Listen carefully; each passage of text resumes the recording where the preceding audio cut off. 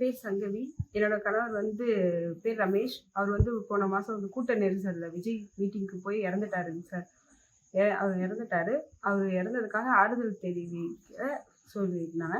ஆனா அது ஆறுதல் தெரிவிச்சு பணம் எங்களுக்கு வந்து குடுக்குறதா சொல்லல. அவர் வந்து டைரக்டா வந்து எங்களுக்கு ஆறுதல் தெரிவிக்கிறேன்னு தான் சார் சொல்லியிருந்தாரு. நாங்க வந்து ஆறுதலை தான் சார் பெருசா எதிர்பார்த்தோம். எங்களுக்கு வந்து பணம் பெருசு கிடையாது. நாங்க இந்த மாதிரி கூட்டத்துக்கு இன்னைக்கு போகல. அவங்க கூப்பிட்டுருந்தாங்க, நாங்க போகல. ஆனா எங்களுக்கே தெரியாம எங்க பேரை 3 பேர் மிஸ்யூஸ் பண்ணி போயிருக்காங்க. எங்களோட ரிலேட்டிவ்னு சொல்லி அவங்க போயிருக்காங்க. யாருன்னு தெரியல. எங்களுக்கு அவங்களுக்கும் ஆக்சுவலா நாங்க யாரையுமே அனுப்பல. ஆனா எங்களோட பேரை அவங்க வந்து தவறா உபயோகப்படுத்தியிருக்காங்க 3 பேர். நாங்க வந்து ஆறுதலை தான் பெருசா எடுத்தோம். நாங்க ரொம்ப மன உளைச்சல் காலாக்கிட்டாங்க சார் இன்னைக்கு என்ன. அதனால நான் வந்து ஆறுதல் தான் எனக்கு பெருசா எதிர்பார்க்கறேன் சார். நான் பணத்தை வந்து எதிர்பார்க்கல. பணத்தினால வந்து எங்க கணவனோட உயிரை வந்து யாராவது திருப்பி கொடுக்க முடியாது. சார் இந்த மாதிரி தகவல் எனக்கு வந்துச்சு.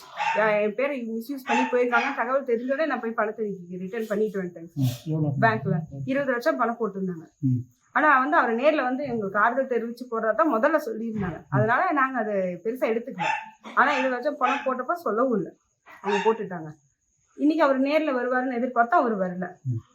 எங்களை சொல்லியிருந்தாங்க நாங்க வந்து நேர்ல வரணும். நாங்களாம் போக விருப்பம் இல்லை. எந்த கூட்டத்துக்கு போய் தான் என் கணவர் இறந்துட்டாரு சார். மறுபடியும் எந்த கூட்டத்துக்கும் நாங்க போகல.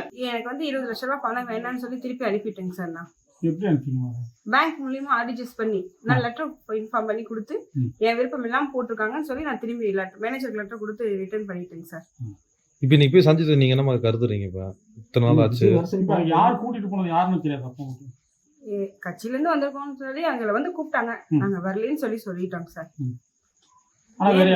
வேற யாரோ எங்களோட பேரை மிஸ்யூஸ் பண்ணி யாரோ போயிருக்காங்க. அது எப்படி தெரியும் உங்களுக்கு? அவங்க வேற யாரோ போயிருக்காங்க. அதாவது டிவில போட்டுருக்காங்க. யார் குடும்பத்தை வந்திருக்காங்கன்னு சொல்லி டிவில போட்டிருக்காங்க. அந்த ரிலேட்டிவ் வந்து எங்களுக்கு தெரிஞ்சவங்க தான், போனவங்க தான். ஆனா அவங்களுக்கு எங்களுக்கு ஃபேமிலி இஷ்யூஸ் இருக்கு. அவங்க வந்து போனதா எதுவும் இன்ஃபார்மும் பண்ணல, எதுவும் பண்ணல. இவங்க பாட்டுக்கு போயிருக்காங்க. அவங்களும் இவங்களை கூட்டு போறோம்னு யாரும் சொல்லவும் இல்லை. எங்களுக்கு இன்னொருத்தவங்க மூலியமா தான் தகவல் தெரிஞ்சிச்சு. டிவில பார்த்தவங்க எங்களுக்கு இன்ஃபார்ம் பண்ணவும் தான் சார் எனக்கு தெரிஞ்சது. இல்லைன்னா தெரிஞ்சிருக்காரு. அவங்க போனது எனக்கு இன்னைக்கு மதியானம் தான் தெரியும். இந்த மாதிரி அவங்க அங்க போயிருக்காங்க அப்படின்னு. எங்களோட பர்மிஷன் இல்லாம எங்க பேரை வந்து தப்பா உபயோகப்படுத்தி எங்களை ரொம்ப மன உளைச்சலுக்கு ஆளாக்கி இருக்காங்க சார்.